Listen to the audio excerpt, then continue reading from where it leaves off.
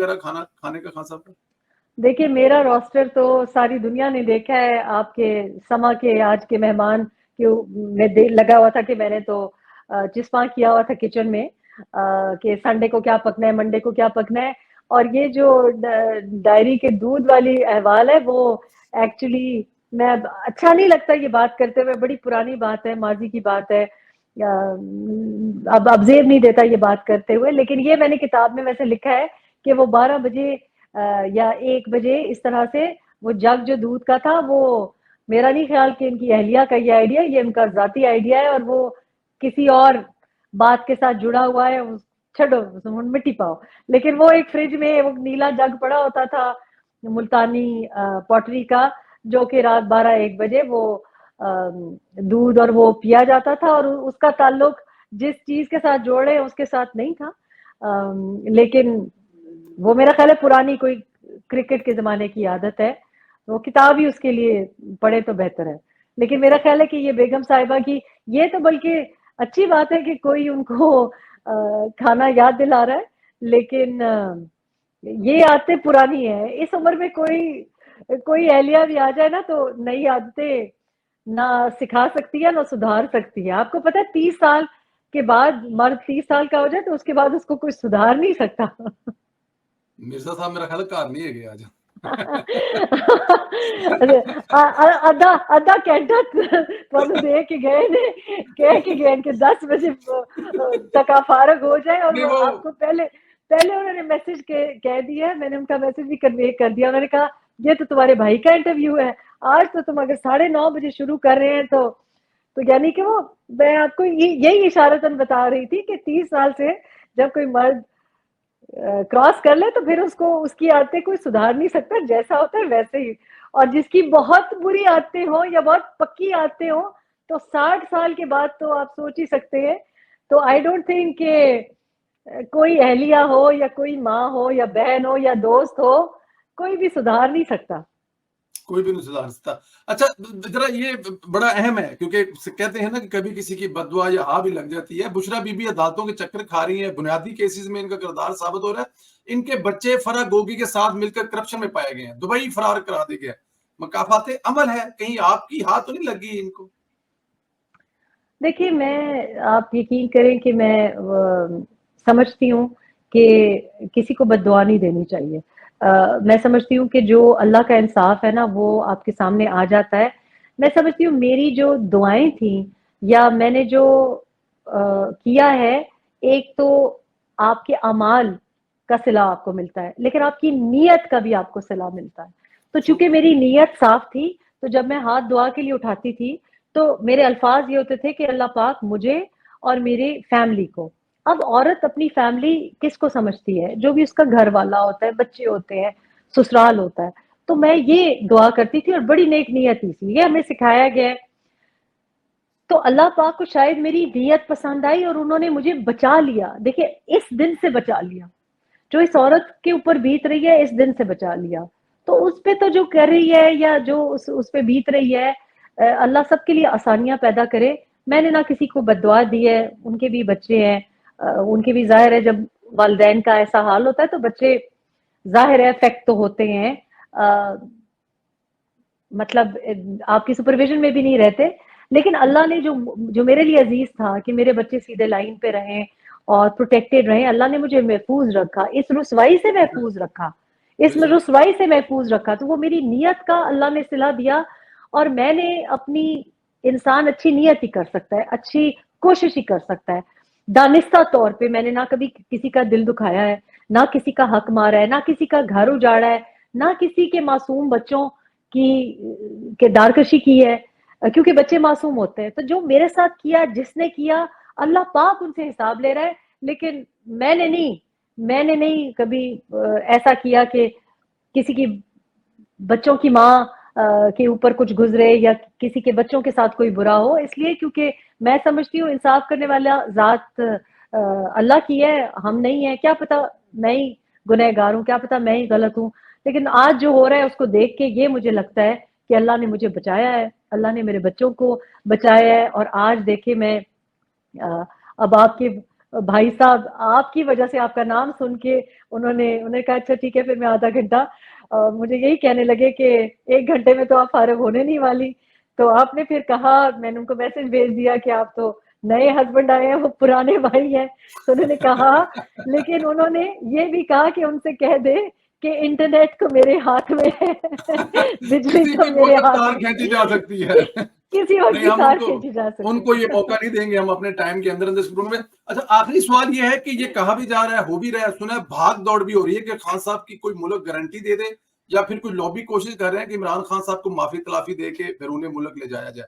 کوئی ایسا ہو سکتا ہے, کوئی معافی تلافی ہو سکتی ہے خان صاحب کی, یا کوئی ملک گارنٹی دے سکتا ہے؟ دیکھیں ان کے اپنے گھر والے گارنٹی نہیں دے سکتے, تو کوئی اور گارنٹی دے گا. اور آج اگر کوئی دوست ملک ہے تو اگر وہ ہمارے دوست ہیں تو یہ بڑا سوالیہ نشان ہے کہ کیا وہ ان کے دوست بھی ہیں, اور اگر وہ ان کے دوست تھے تو آپ کو پتا ہے وہ دوستوں سے کیا کرتے ہیں. آپ نے دیکھ لیا انہوں نے دوستوں کے ساتھ کیا کیا ہے, جہانگیر ترین کے ساتھ کیا کیا ہے, علیم خان کے ساتھ کیا کیا ہے, محسن بیگ کے ساتھ کیا کیا ہے, کوئی ایک دوست گنوا دے. تو میرا خیال ہے جتنے دوست ممالک تھے ان کو شاید باجوہ صاحب کا حال نظر آ رہا ہو, ان کو نظر آ رہا ہو بندیال صاحب کے ساتھ. اب فریش ایک جو خبر ہے, تو میرا خیال ہے کہ باجوہ صاحب نے شاید کیونکہ آپ کو پتا ہے باجوہ صاحب کے کافی فورن کانٹیکٹ رہے ہیں, جی کسی نے جی شاید جی پوچھ جی. لیا ہو تو انہوں نے کہہ دیا ہو کہ بھئی ہمارا یہ حال ہوا ہے, تو آپ اپنی گارنٹی پہ لے کے جائیں. تو آج کل تو میرا خیال ہے گارنٹی ان کی کوئی بھی نہیں دے گا جس نے اپنے ملک کے ساتھ ایسا کیا ہے, اپنے محسنوں کے ساتھ ایسا کیا ہے. اور یہ بات بھی سوچنے والی ہے کہ دیکھیں جب تک وہ لوگوں کے لیے کسی کام کے تھے, صاف سی بات ہے, جس مقصد کے لیے ان کو استعمال کیا جا رہا تھا وہ مقصد اب وہ پورا نہیں کر سکتے, وہ پورا نہیں کر سکتے. ٹھیک ہے, ابھی جو ان کے اوپر کیسز ہیں وہ کیسز اگر اس سے وہ نجات پا بھی لیں تو یہ میرا خیال ہے کہ کوئی 3-4 مہینے کی بات نہیں ہے, میں کچھ سال 2 سال 16 مہینے. جس طریقے سے دیکھیں نا بڑے میاں صاحب میاں نواز شریف کے ساتھ کیا ہوا, ان کے اوپر تو اس قسم کے کوئی تحفظات بھی نہیں تھے. کیا تھا, ایک اقامہ, ایک لیگل لوپ ہول, وہ ابھی تک واپس نہیں آ سکے.